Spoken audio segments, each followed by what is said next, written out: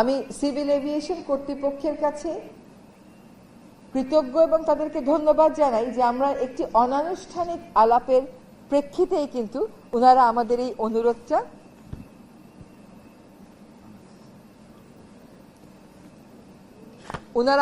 অনুরোধে সাড়া দিয়েছেন এবং আমি জানি যে আমাদের চেয়ারম্যান মহোদয় পূর্ণ সমর্থন দিয়েছেন। একই সাথে ওনার সাথে নিশ্চয়ই আরো অনেকে কাজ করেছে। সকলকে পরিবেশ মন্ত্রণালয়ের পক্ষ থেকে আন্তরিক ধন্যবাদ। রাস্তায় যখন আমাদের স্বেচ্ছাসেবীরা যাবে, যখন তারা আহ্বান করবে, তার সাথে সাথে কিন্তু আইন প্রয়োগের জন্য ম্যাজিস্ট্রেটও আছে। আমাদের বিমানবন্দরের ভিতরে আমাদের সিভিল এভিয়েশনের নিজস্ব ম্যাজিস্ট্রেট আছে, একদিকে আমাদের উত্তর সিটি কর্পোরেশনের ম্যাজিস্ট্রেট আছে, আরেকদিকে আমাদের ট্রাফিকের ম্যাজিস্ট্রেট আছে। ফলে আহ্বানের সাথে সাথে আইন প্রয়োগের কাজটাও শুরু করতে চাই।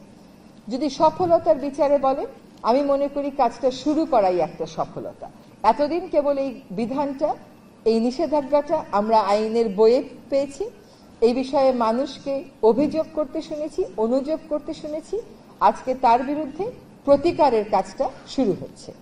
বলেছি দীর্ঘদিনের অভ্যাস, কাজেই সারাতে সময় লাগবে, যতটা সময় লাগুক না কেন ততটা সময় আমরা দিব এবং এই কর্মসূচিটাকে আমরা প্রথমে ঢাকার গুরুত্বপূর্ণ সড়কগুলোতে সম্প্রসারিত করব, তারপরে ঢাকার বাইরে অন্যান্য বিভাগীয় শহরেও যাব।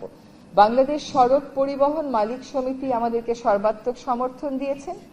তাদেরকে ইনভলভ করে এই শব্দ দূষণ নিয়ন্ত্রণের প্রায়োগিক কাজটা আমার মনে হয় আজকেই প্রথম শুরু হলো। আপনাদের সমর্থনটা অব্যাহত রাখবেন এবং চালকদেরকেও বুঝাবেন যে তাদের এই হর্নের কারণে বাংলাদেশের 60% বেশি চালক কানে কম শোনে। তার মানে এটা একটা জাতিগত শারীরিক ব্যাধি হয়ে যাচ্ছে আমাদের।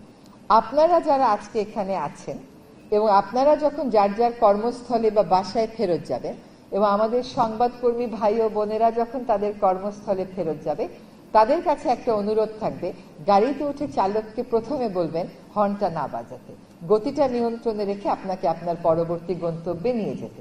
আমি বলছি আপনাদেরকে যে আমার গাড়ি হর্ন বাজায় না, সেটা আমি এই অবস্থানে আসার সময়ও বাজায় না, তার আগের অবস্থানেও আমার গাড়ি হর্ন বাজাতো না। এবং ঢাকা শহরে হর্ন না বাজিয়ে চলা সম্ভব, শুধুমাত্র গতিটাকে একটু নিয়ন্ত্রণে আমাদের রাখতে হয়। আমাদের এই কর্মসূচিতে আজকে আমাদের বেসরকারি বিমান এবং ট্যুরিজমের সচিব মহোদয় আছেন, আমাদের পরিবেশ অধিদপ্তরের ডিজি মহোদয় আছেন।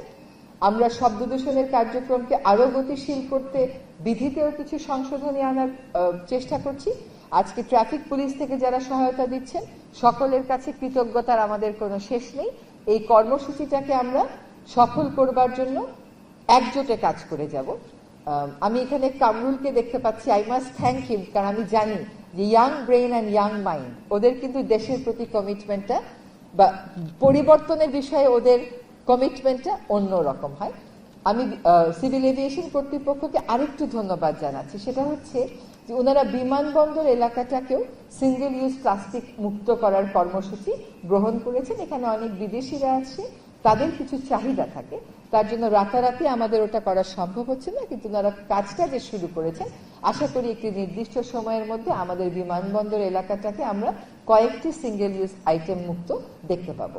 আমরা এই কর্মসূচির সর্বাত্মক সাফল্য কামনা করি আমাদের ঢাকার নগরবাসীর জন্য, আমাদের সন্তানদের জন্য, আমাদের দেশের একটি সুস্থ পরিবেশ পাওয়ার জন্য। সকলকে আন্তরিক ধন্যবাদ।